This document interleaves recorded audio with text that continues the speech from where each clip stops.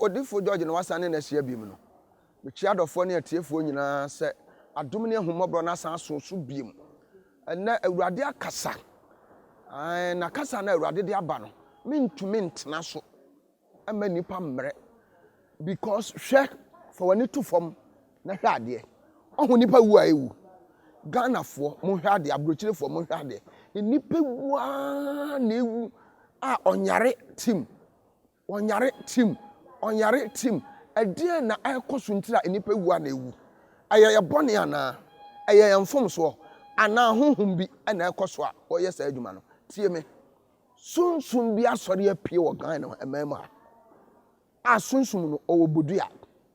Owo nsa na taban ne nsa ɛyɛ miɛnsa. Ɛna nani ɛyɛ miɛnsa ɔnam wiem.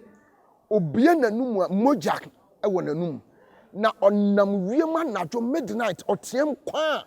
efie biara nanum mogya ne besoso no matter what nipa be wu ofie ho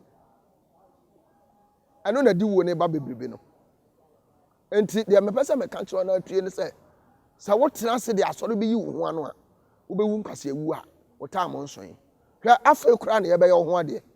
ba ma na totɔ ho ne ma nyina awie wa hu de be ye tim ye te ye se ga na wu ye te ye se ba abrante na wu hwa accident ahodo a ekoso ayede nea sunsun bi ama no homene so wapie awurade yi na kyerɛ me Odifour mintimi gyina na me anim entwatro ntere Ghana man ne wiaseman asama awurade ada na de akyerɛ me no ɛna meka no afi bia de besi Ghana awurade da na de kyerɛ me asɛm we pie 31st enti wo ma ba ho nyina tie gya akwankyerɛ enti wo da so te ase na wo de ɛha me a ama me tete ne sɛ ebi asa abrɛ no wa mepie hobi ti 31st no wante enti ase me boda wuro mani pa nyina ate me si sunsun bi apie wo manum onam wiem ni owo bodua owo nsa miensa owo ani miensa otiemu a ne katrema eja friends moja ena wo ne katrema mu enti wotiema na jo midnight fie biara nanum moja ne bi besoso no matter what acha 3 days obi be wu ofie ho ade na Ghana man ye bo nyame mpaye mabɔ ho mpaye nanso sabe Ghana wo kansam a mpanifo no ebi abu o maso aguso ka de American se sanko ma ne mpanifo sɔre enko Odifour George oni enko bi sade ko aye bɛyɛ ma sade ne yɛ atu betwa enso o mo sɔre ne santi de me pese me ka kyerɛ no sɛ obiara o pese o transase so kyɛ na wodi ne nkwamen na wodi ne braso aduane no ontu mirika mra na kwankyerɛ no a me de ato ho ama masafo ma no omra meye bi ono so ontena se nidi omra meye akwankyerɛ ni bi no ono so ontena se nidi enti de me pese me ka kyerɛ wo no sɛ bambo kase bi apie aya akwankyerɛ a me ya manipa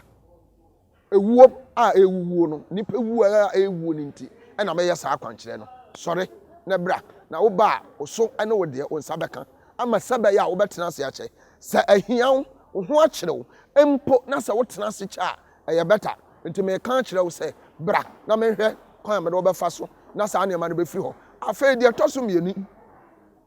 obi atena se ma na bra ba ya obi atena se ma na bra ba ya every year bia ya was spirit bia wo ya adwuma from a later part of May na odi akɔwie August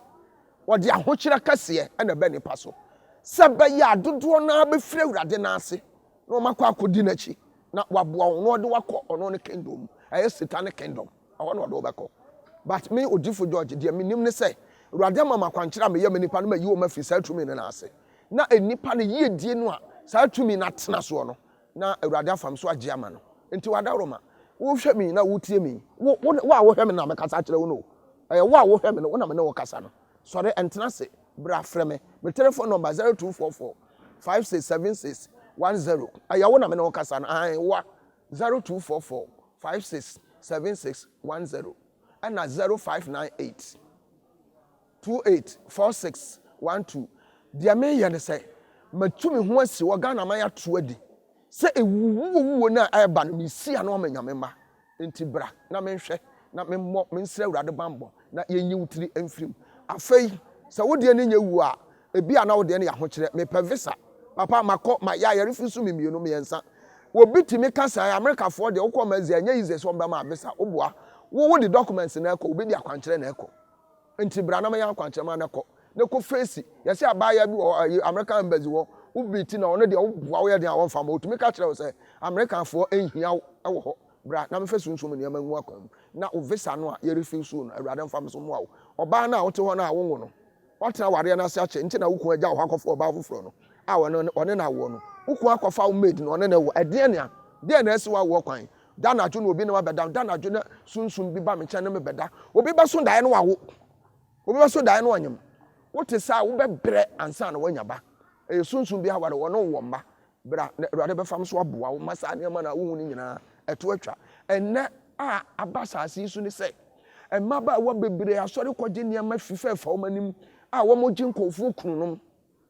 bra me mo aware na tenase wote abrokyire mepɛ bambɔ mete abrokyire mepɛ nkrataa mete abrokyire nneɛma nkɔyie ma me du adwuma bi ma ne ayi madi me wɔ Ghana ha ba bia meduru bia na me de anim kwase na ato me ɛde na asi ɛyɛ ɔtamfo bi na asɔre atia wo enti kan ho hwa military officer